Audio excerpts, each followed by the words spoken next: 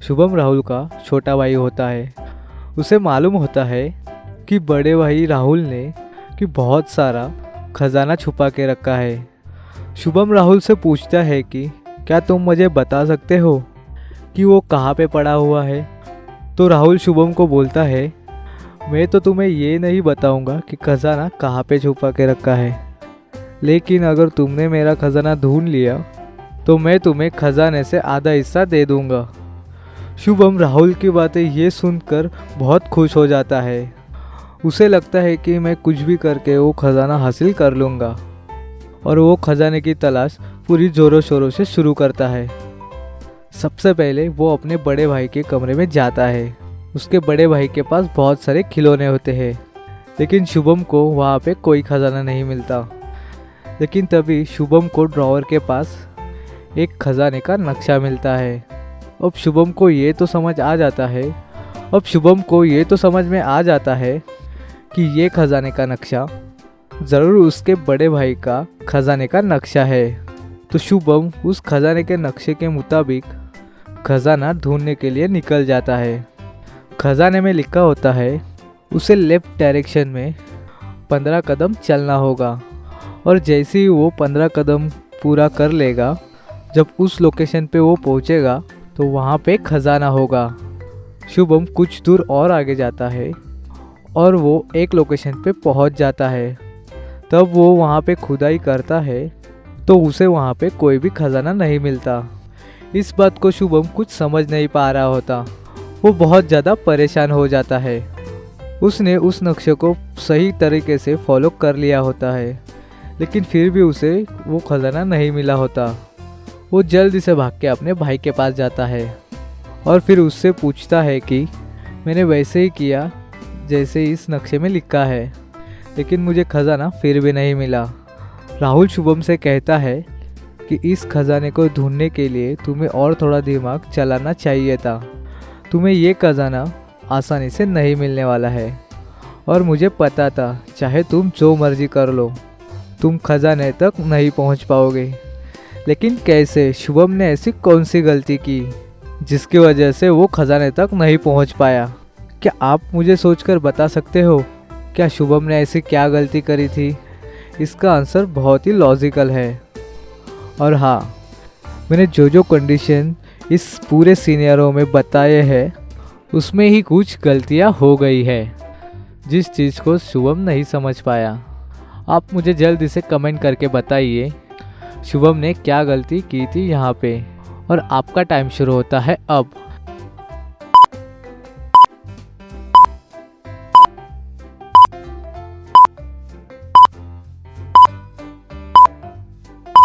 चलिए दोस्तों, इसका आंसर देख लेते हैं। राहुल अब शुभम को लेके जाता है उस लोकेशन पे।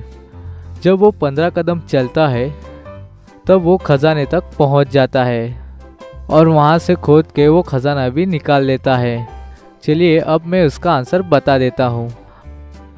अगर आप ध्यान से देखोगे, शुभम की हाइट राहुल से बहुत छोटी है, और इन दोनों में टांगों की लेंथ भी बहुत ही कम है। तो इसका मतलब ये हुआ कि वो जो 15 कदम थे वो राहुल और शुभम के सेम नहीं हो सकते थे, और इसी वजह से शुभम खजाने तक नहीं पहुंच पाया। तो दोस्तों, क्या आपका दिमाग इतना तेज था कि इसका आंसर आप ढूंढ पाते? अगर आपका भी यही आंसर था तो जल्दी से हमें लाइक कीजिए। चलिए अब देखते हैं अगली पहेली।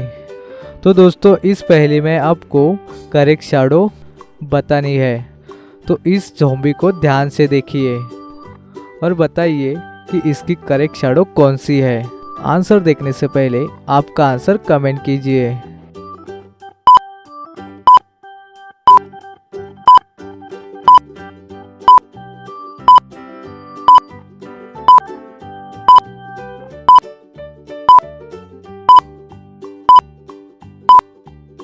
तो चलिए इसका आंसर देख लेते हैं।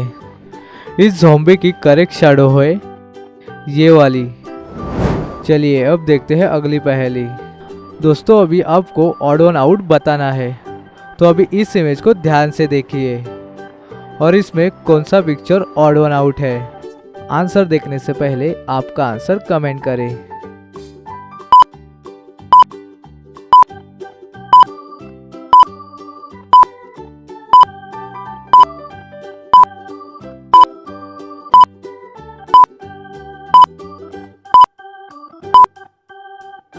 इसमें ये वाली पिक्चर ऑड वन आउट है।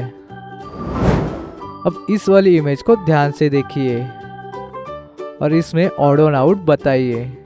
आंसर देखने से पहले आपका आंसर कमेंट कीजिए।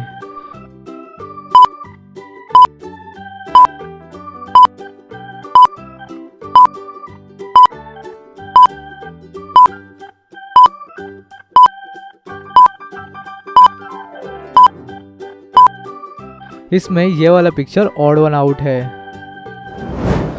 अब इस वाली इमेज को ध्यान से देखिए और इसमें बताइए कि कौन सा पिक्चर ऑड वन आउट है। आंसर देखने से पहले आपका आंसर कमेंट कीजिए।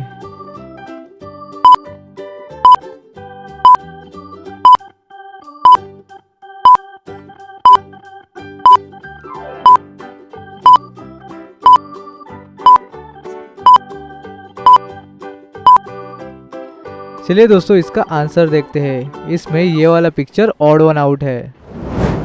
चलिए अब देखते हैं अगली पहेली। राहुल और उसके पापा की एक ज्वेलरी शॉप होती है।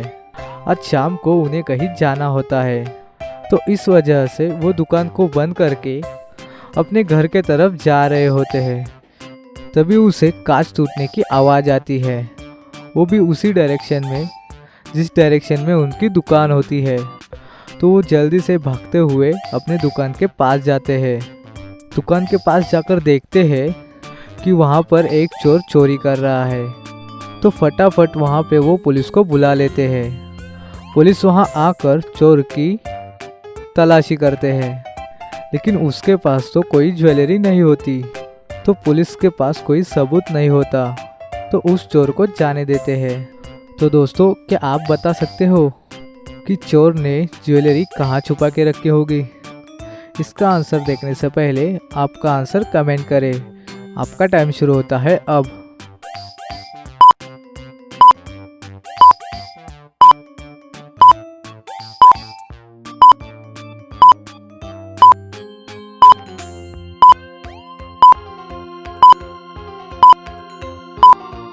तो चलिए इसका आंसर देख लेते हैं। दोस्तों, अगर आपने इस क्वेश्चन को ध्यान से देखा होगा तो अभी दिन है। दिन में भी उस चोर ने अपने हाथ में एक टॉर्च पकड़ी हुई है, लेकिन दिन में तो उस टॉर्च का कोई भी काम नहीं है। तो इसका मतलब ये हुआ कि उसने उस टॉर्च के अंदर ज्वेलरी छुपा के रखी है। तो दोस्तों, क्या आप इसका आंसर दे पाए थे? हमें कमेंट्स में ज़रूर बताइएगा। चलिए अब देखते हैं अगली पहेली। दोस्तों, आपको इस इमेज में देख के बताना है कि इनमें से कौन सी माँ भूत है। इन दोनों फैमिली को अच्छे से देखिए और जैसे ही आपको इसका आंसर समझ में आ जाए तो जल्दी से हमें कमेंट करके बताइए।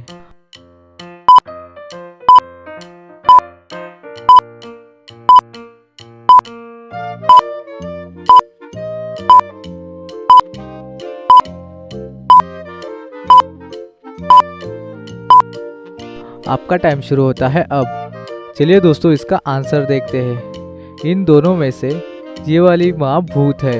अगर आप ध्यान से देखोगे तो इसके पैर में एक खंजर गड़ा हुआ है और उसे इस चीज़ का मालूम भी नहीं है।